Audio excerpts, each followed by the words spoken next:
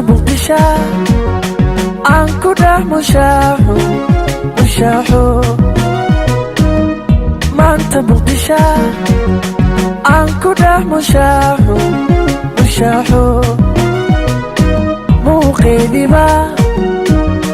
نفتك مقصوده nabadgelyo saaxiibayaal waan idin salaamay waxaan ahay maxamed xasan guhaad oo idin kala soo hadlaya guhaad media oo ku faraxsanahay runtii inaad page-kayga maanta aad daawaneysaan dabcan vlog yar ayaan rabaa inaan idin kaga soo duubo jaamacadda muqdisho gaar ahaan xarunta dhexe ee degmada yaaqshiid waa meel 7 kiiloomitir kaga bagan waqooyiga magaalada muqdisho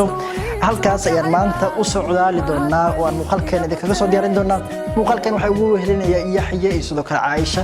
oo iyagu laftirkooda ka mid ah ardayda jaamacadda muqdisho sanadkii la soo dhaafay ka qalin jabiyay بشاي محبتك القعر أذيق أمانكي سورا وضنها دحم قورتا يتال وزن كي أقول ملوشاك وتاهي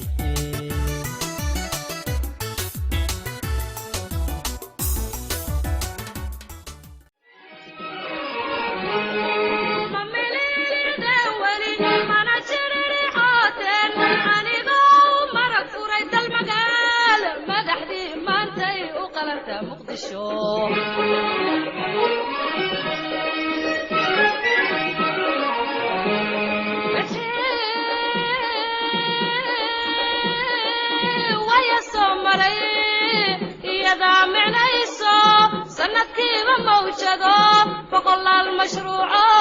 نفتم حبك اليوي مدن تاسما اسمه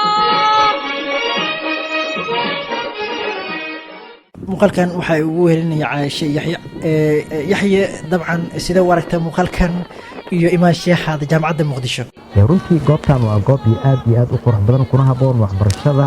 markii aad wax baranaysid oo meelaha quruxda badan aad joogto waxaad dareemaysaa nafis badan aad dareemaysaa waxbarashadana waxa waaye aad iyo aad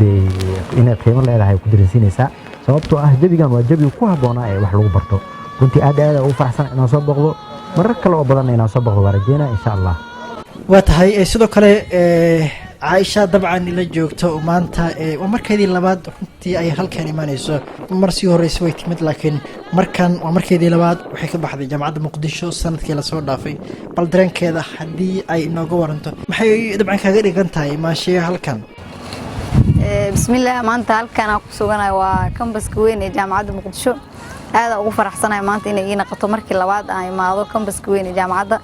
inkastoo aan nasiib u yeelan inaan wax ku barto ana ka mid noqon dadka wax ku barta campuskan burburka kadib haddana maanta waxa ku faraxsanahay inaan arko ardaydii wax ku baranaysa sida wax u baranayaan iyo waxbarashada sida u socoto sida habsamid socodka leh waan ku faraxsanahay waan rajeynaa mar labaad iyo mar saddexaad iyo mar afraad inta inaan soo booqdo anoo sidaan si ka fiicana